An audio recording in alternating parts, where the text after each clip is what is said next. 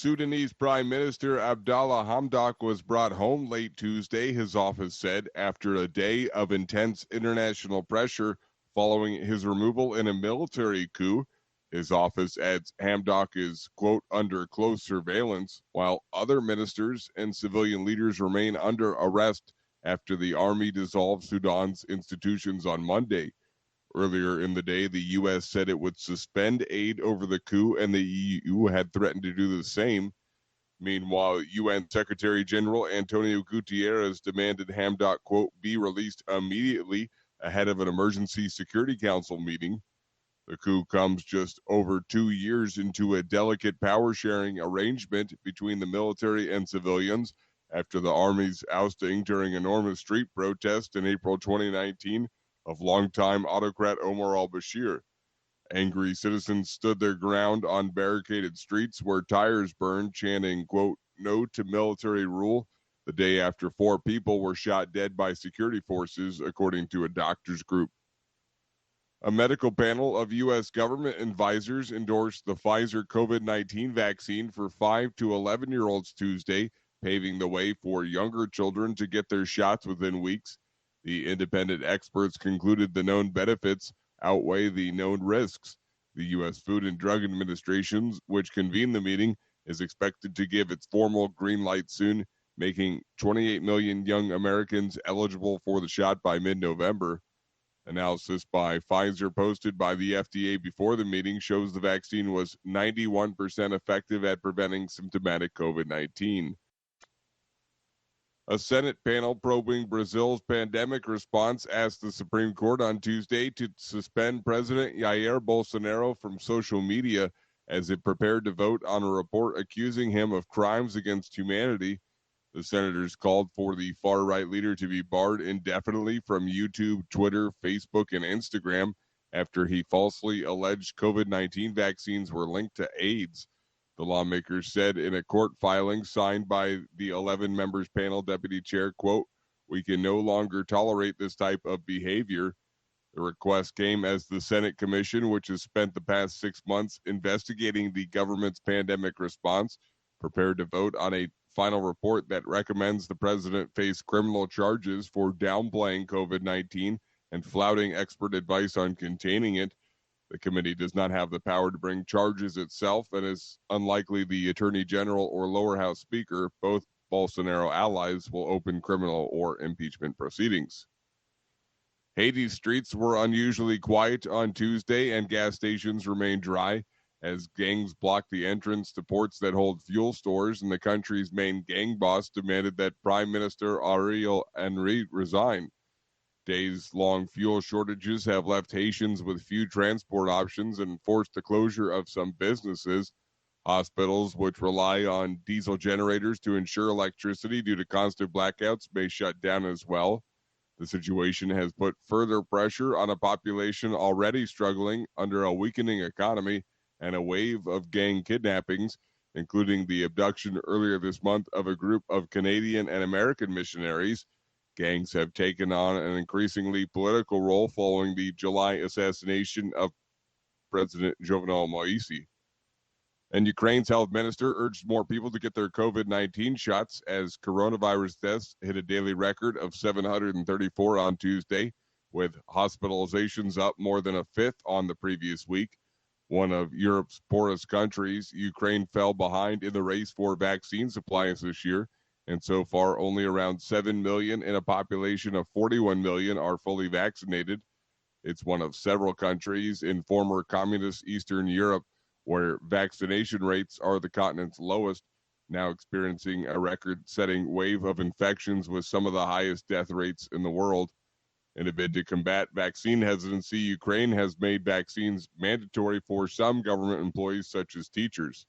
The unvaccinated face restrictions on access to restaurants, sports, and other public events.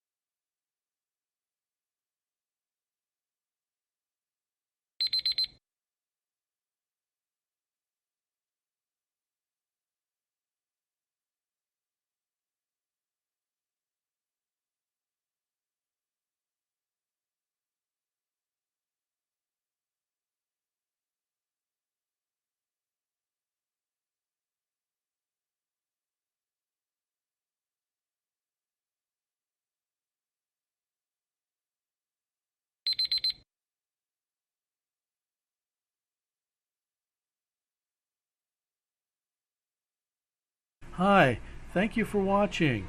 I hope the videos are useful for you. Please subscribe to my channel using the button below.